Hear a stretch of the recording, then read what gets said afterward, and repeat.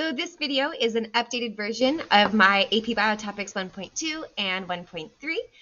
I also will bring in carbohydrates a little bit, and that will help lead into my 1.4 video on carbs. So let's go ahead and start.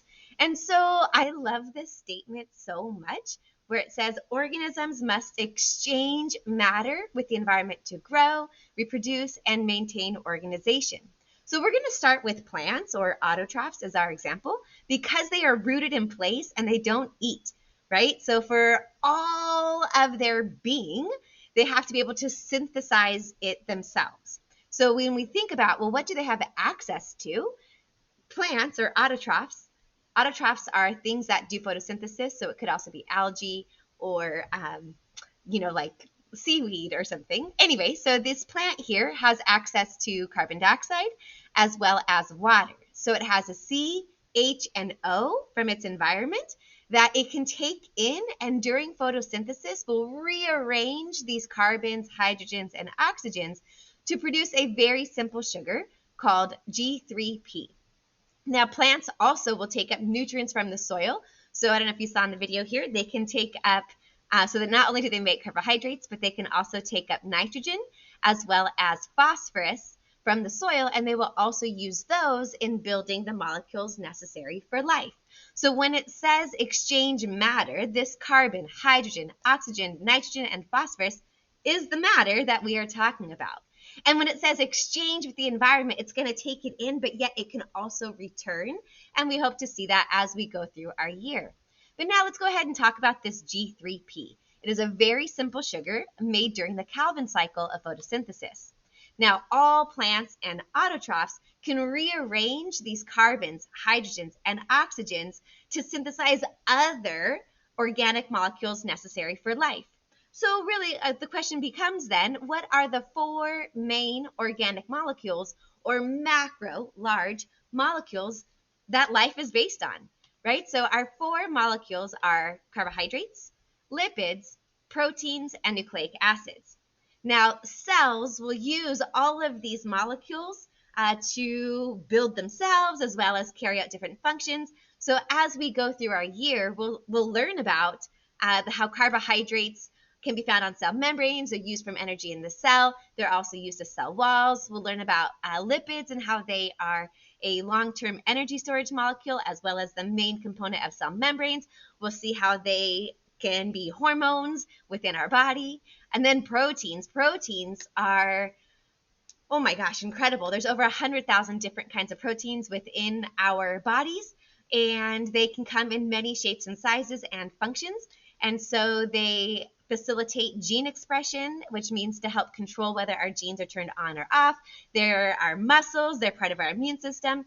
Proteins are critically important for the functioning of organisms. And then nucleic acids is our fourth organic molecule, and that is going to be our DNA and our RNA. All right, and that we'll see in Unit 6, DNA and RNA are going to store our hereditary information in their sequence of nucleotides, which is another beautiful topic for another time. Anyway, so when we look at the elements that these molecules are made from, we have that carbon, hydrogen, and oxygen from that G3P, which then is also from carbon dioxide and water. And then lipids are made from carbon, hydrogen, and oxygen.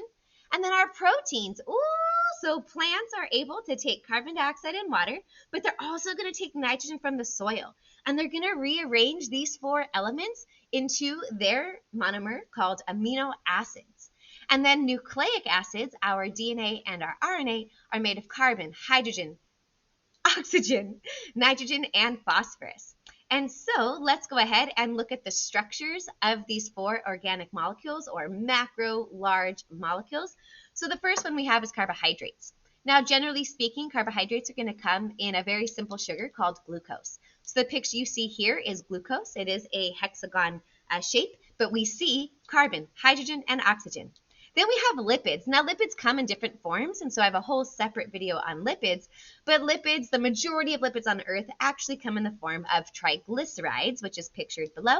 And again, we see carbon, hydrogen, and oxygen.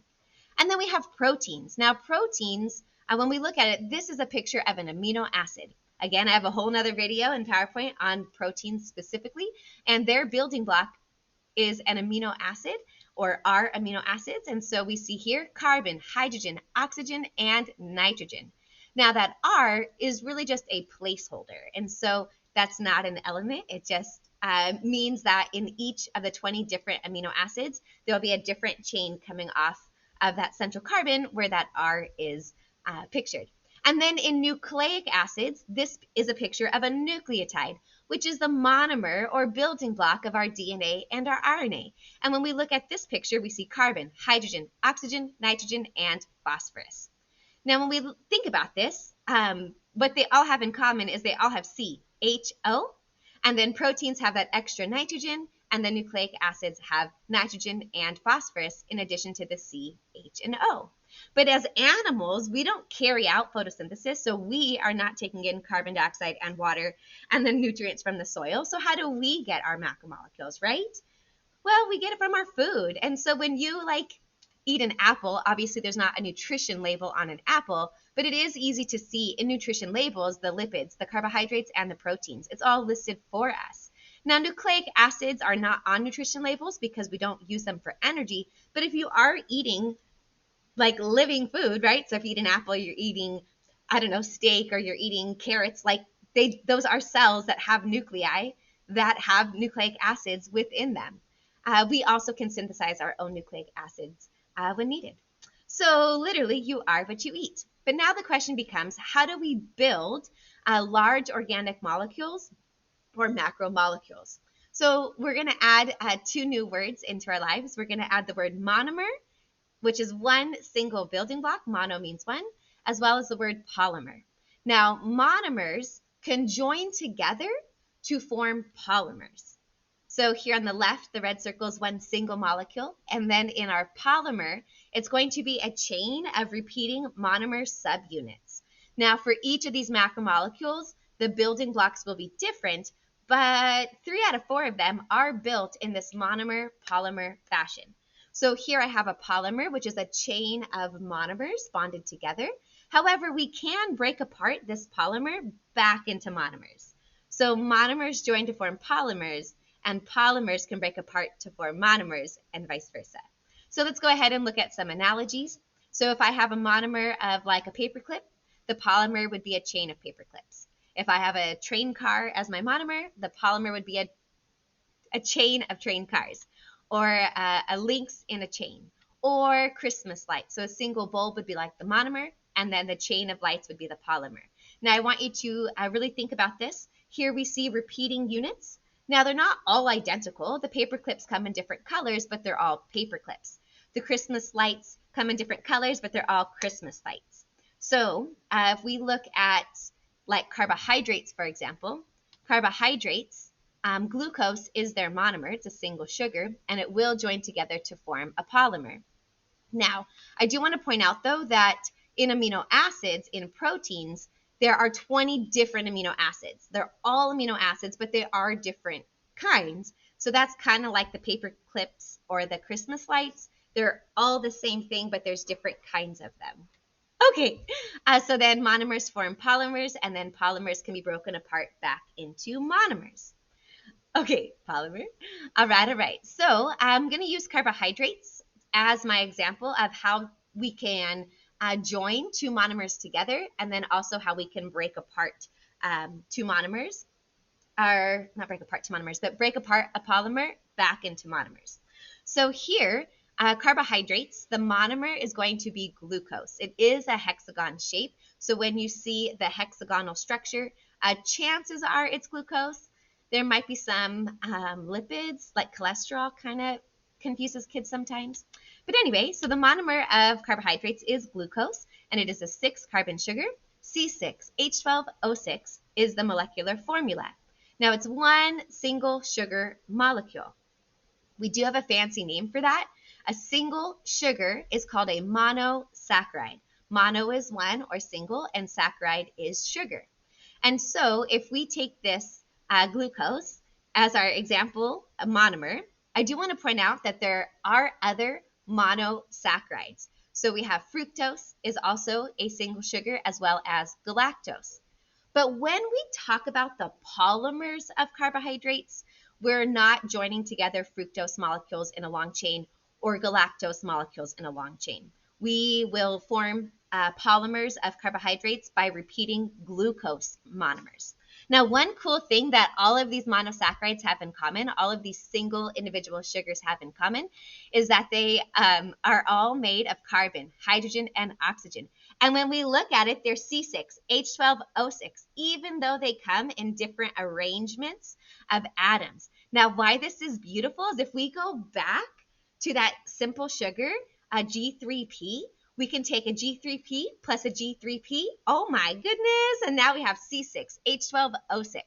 So later in Unit 3 AP Bio, when we talk about the Calvin cycle, and that is where plants will synthesize G3P, C3H6O3, it's important to remember that two G3Ps will form a monosaccharide. So glucose, fructose, or galactose.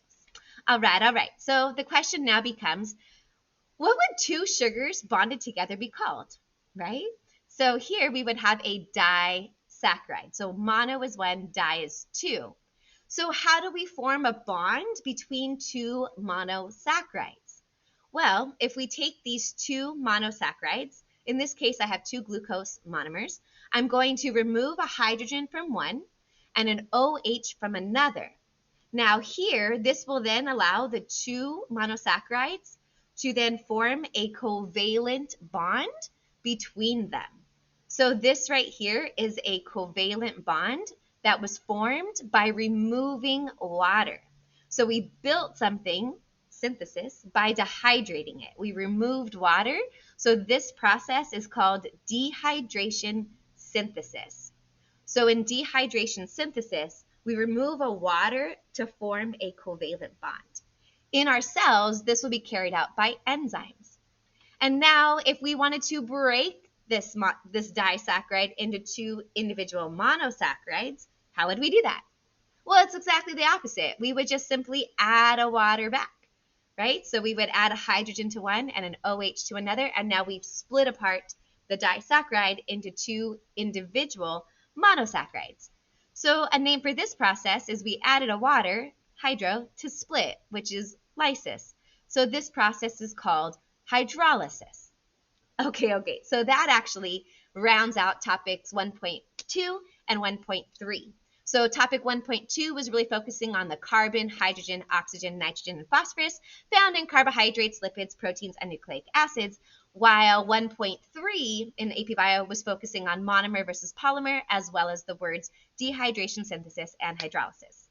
All right, great job. My next video will be on carbohydrates, where I will reintroduce monosaccharides, disaccharides, and then move into polysaccharides.